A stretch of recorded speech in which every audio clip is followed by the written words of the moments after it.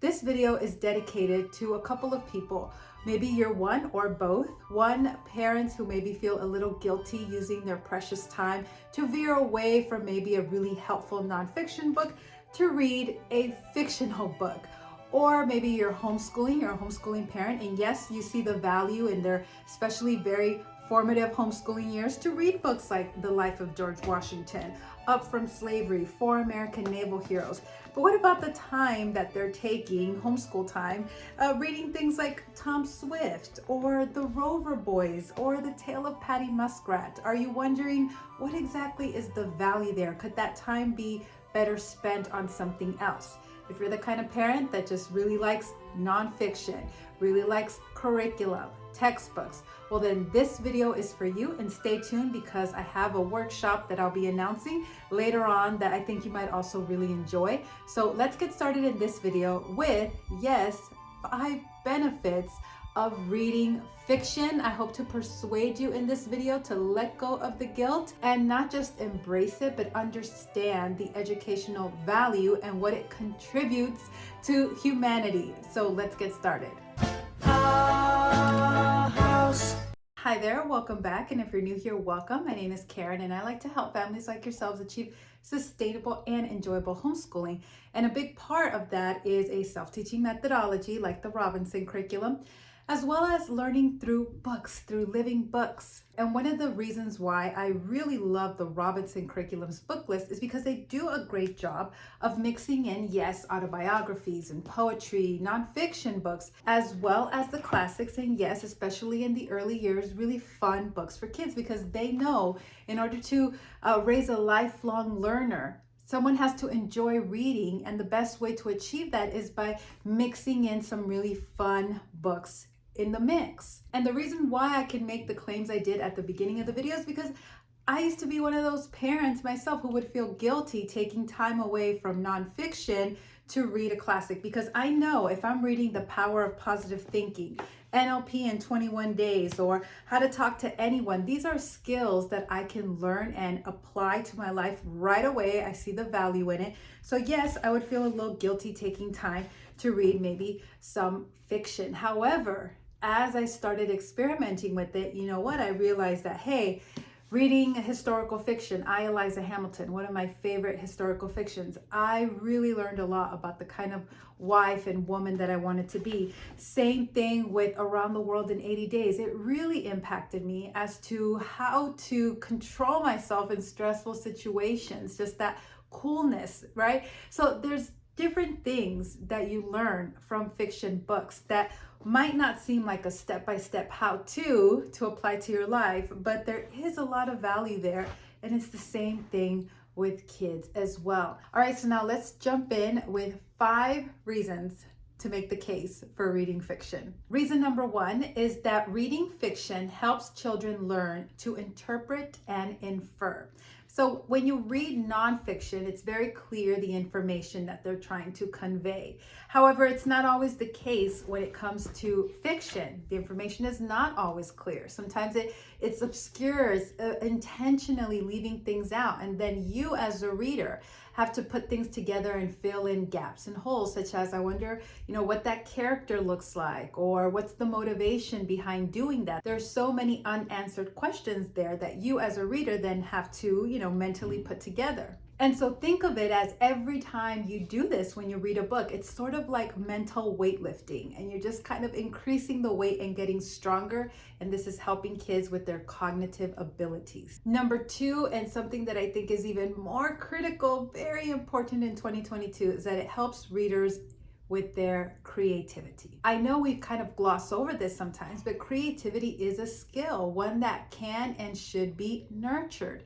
And one way to do that is through reading fiction. And we're living in times today, kids are growing up, this new generation with all this technology, where there's very little time to be bored. If you want to, if you hop on a screen, you don't ever have to be bored again. And so we're losing those opportunities to really nurture that creativity. You have to really be intentional about it. Fiction is one way to introduce new ideas and ways of thinking about the world. It has great potential to boost creativity, and if your kids aren't at reading age yet, this is the case why you should read stories to them. Number three, and this is a big one, is that reading fiction makes us more empathetic.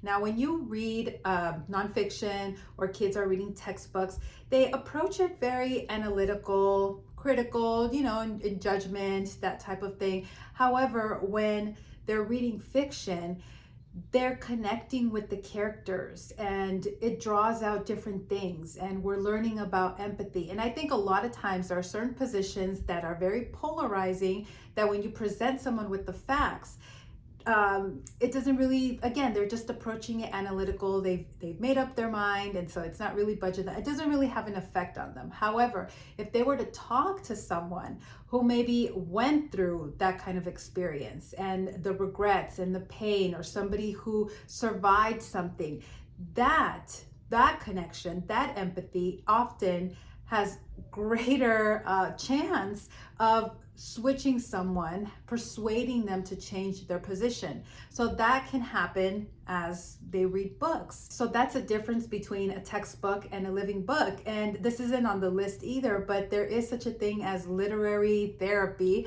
bibliotherapy, I think it's called, where there's some sort of cathartic relief as well. Maybe they have gone through something similar as the character, and in the character finding redemption or justice, they themselves feel vindicated or let go of something. So that's just another reason where reading fiction can be really powerful. Number four is that all reading, fiction included, improves vocabulary, because they're seeing all the words in the context, in the text, and your brain does remember every word that it sees. You may have a hard time recalling it when you're trying to spell it or remember that word, but it's in there, it's in your brain. And the more times you see it, the more you're going to remember it, spell it correctly. In fact, this is one technique in an NLP spelling thing, is that yes, there's a little trick on helping recall. However, one of the stipulations is if you're going to try this exercise, you must commit to reading more, because they know that the more you expose your eyeballs to the words, the greater chances you will have to be able to spell correctly. So it does help with spelling in a very organic way. It helps with grammar. You're constantly seeing great usage of it. So it's just a win-win in all areas when it comes to grammar, spelling, and vocabulary. Number five is that reading fiction can actually help you and your children better socialize. And I know homeschoolers can sometimes get a bad rap for socialization, but actually reading fiction helps with that, because then they're seeing different characters and how they're acting in social situations, and seeing maybe the fallback, the blowback, or the triumphs, or something that works well. And so they're going to have lots of opportunities in life to socialize. And these fictional accounts are like little tools in their toolbox to help them and remember what is socially appropriate to do in any given situation. It helps them with that. Not just good examples, but bad examples as well. And it's always better to learn from bad examples in books rather than actually having to live it out and deal with the consequences. So all those fictional books, again, helping them in their toolbox, in their little mental toolbox of note to self, how to act in certain social situations. So that's number five. And here's a little bonus one. Number six is that reading fiction helps increase focus. Because unlike maybe nonfiction or textbooks, in order for you to get the meaning out of the book, out of the story, follow along what's happening in the plot, all the little plot twists, you have to pay attention, you have to focus. So that's just building that muscle. Again, focus, just like any other skill, it's a muscle, and you can build it and make it stronger and stronger. And this is a very, very important skill that kids are going to need for the rest of their lives. How to focus, especially in today's world, again, where there are a lot of distractions, our attention spans are really shortening. So giving them this advantage through reading fiction, it's going to help increase their focus. It's going to help them just in all areas in life. And again, that's something that's more specific to fiction than textbook and nonfiction. And by the way, it's not something that we're really talking about in this video, but journaling through the fictional books that they're reading can also be really beneficial. I have this product, I'll link it down below. I created it and it's on Amazon. There's two different versions. There's a smaller book that has room for a picture for them to draw, and then they can write their thoughts about the book. But this one is, I guess, for older kids. It really just depends your preference, but they can keep track of 100 books in here, and there's a page for each book, and they can write down the book title, the author, the subject, the setting, and their own personal notes of what they thought. I always encourage my kids not to kill it with like a formal book report, but just, did you like it? Did you not like it? Would you recommend it to your friends? Why or why not? Something as simple as that, and they can document their thoughts. All right, so now I mentioned a workshop that I'll be hosting at the beginning of the video, so let me give you some details on that. I'm going to be hosting a reading strategies workshop later on this month. I will leave a link down below where you can register. And what we're going to cover are some of my favorite reading strategies from this bestseller book. It's meant for teachers. This is by Jennifer Saravallo. However, I'm taking the bits that were most impactful for me, the ones that really relate to homeschooling, especially with the self-teaching methodology. So we're going to be talking about the best, my favorite reading strategies that apply from this book, as well as tips for struggling readers, reluctant readers, and how it all fits in with a self-teaching methodology, a book list like the Robinson curriculum. I'm also going to be discussing some of the best tips out there when it comes to getting your kids excited, interested in reading in general, but also classics, fiction. So if you're considering going this way when it comes to homeschooling, but maybe you're thinking, I don't know if my kids are really going to like those books. I don't even know if I really like those types of books. Well, this workshop is for you. And I'm doing something new and kind of exciting. This is the first time I'm hosting a Zoom after party. So after the workshop, I'll be able to connect with just a limited amount of you through Zoom, and we'll have a little hangout and chat party and talk about the information covered in the workshop. And I'll be able to answer your questions more in person. I'll be able to see you if you want to turn your camera on. So I think it'll be a lot of fun. I will leave all that information down in the description below.